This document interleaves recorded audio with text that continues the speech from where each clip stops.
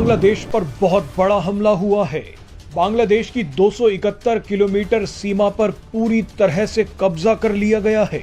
यहां तक कि दावे किए जा रहे हैं कि बांग्लादेश के टेक्नाफ शहर पर भी कब्जा कर लिया गया है। बांग्लादेश भारत को धमकी देने में व्यस्त था, लेकिन म्यांमार के एक विद्रोही संगठन ने बांग्लादेश की सीमा पर ही कब्जा कर लिया है। ये विद्रोही संगठन बांग्लादेश पर जबरदस्त हमले कर रहा है। हमले इतने भीषण हैं कि बांग्लादेश की सेना म्यांमार बॉर्डर से भाग गई है। म्यांमार के विद्रोही संगठन अरकान आर्मी ने बांग्लादेश में घुसकर हमले किए हैं। अरकान आर्मी रोहिंग्या मुसलमानों और बांग्लादेशी मुसलमानों पर ड्रोन से हमले कर रही है। कई लोगों का तो यहां तक भारत बांग्लादेश सीमा की है। सीमा से लगे असम के श्रीभूमि जिले में घमासान छिड़ गया। प्रदर्शनकारियों और सुरक्षा बलों में जमकर भिड़ंत हुई।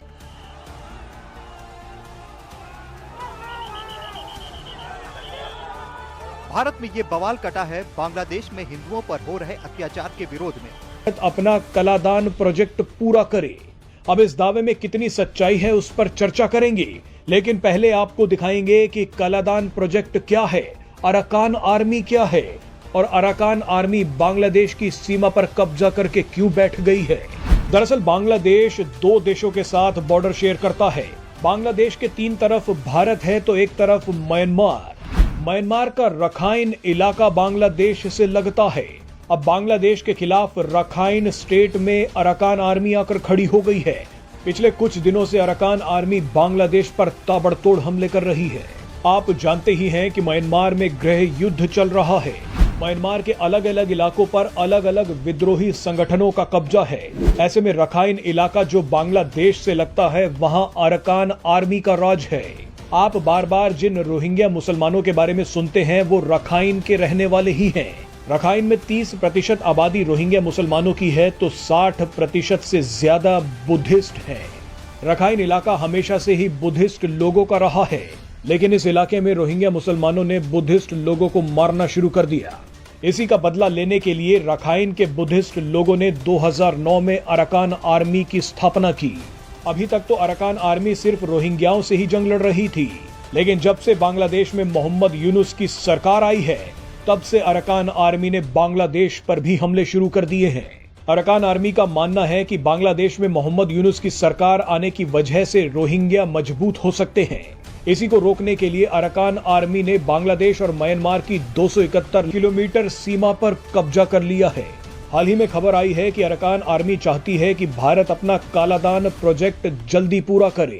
कालादान एक multi modal transit transport project है जो कोलकाता से म्यांमार और फिर म्यांमार से मिजोरम तक जाता है। इस प्रोजेक्ट में समुद्र, नदी और जमीन तीनों रास्ते शामिल हैं। कालादान प्रोजेक्ट का म्यांमार वाला हिस्सा रखाइन स्टेट से होकर ही गुजरता है। ऐसे में अरकान आर्मी भारत को खुश करना चाहती है। वो विरोध प्रदर्शन इतना तेज हो गया कि श्रीभूमि जिले में सैकड़ों कार्यकर्ताओं ने बांग्लादेश बॉर्डर की ओर कूच करने की कोशिश की। सीमा पर मौजूद पुलिस और बीएसएफ के जवानों ने उन्हें रोकने की कोशिश की। हालात कितने खराब हो गए ये आप देख सकते हैं।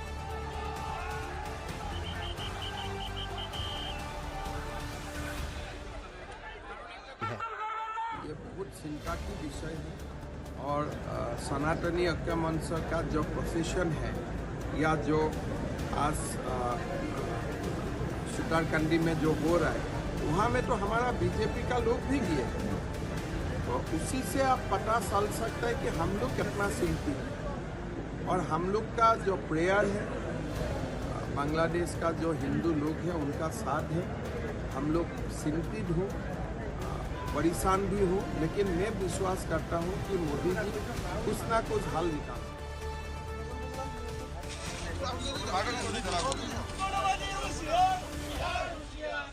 बांग्लादेश में जो हो रहा है उसका असर भारत में भी दिखाई दे रहा है, खासकर बांग्लादेश की सीमा से लगे नॉर्थ ईस्ट के राज्यों में। श्रीभूमि के व्यापारियों ने कहा है कि वो सीमा पर होने वाले व्यापार का बहिष्कार करेंगे।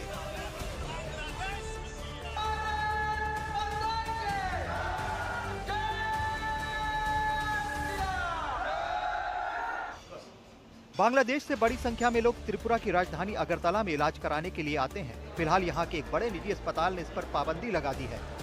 बताया जा रहा है कि अस्पताल के अंदर बांग्लादेश से आ रहे लोगों के इलाज को लेकर विरोध हुआ था।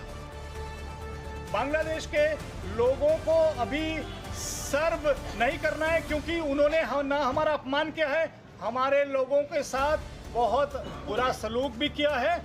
इसी भावना के साथ मैं आपको आश्वासन देता हूं कि हम उस देश के लोगों को कोई भी सर्विस नहीं दे रहे हैं। अगस्त में बांग्लादेश में राजनीतिक उथल-पुथल के बाद मोहम्मद यूनुस के नेतृत्व वाली अंतरिम सरकार ने सत्ता की बागडोर संभाली। सरकार के बदलते समय यहां हिंदुओं पर कई हमले हुए, हालात अभी तक सही नहीं हुए हैं, जिसका विरोध भारत में अब बढ़ता जा रहा है।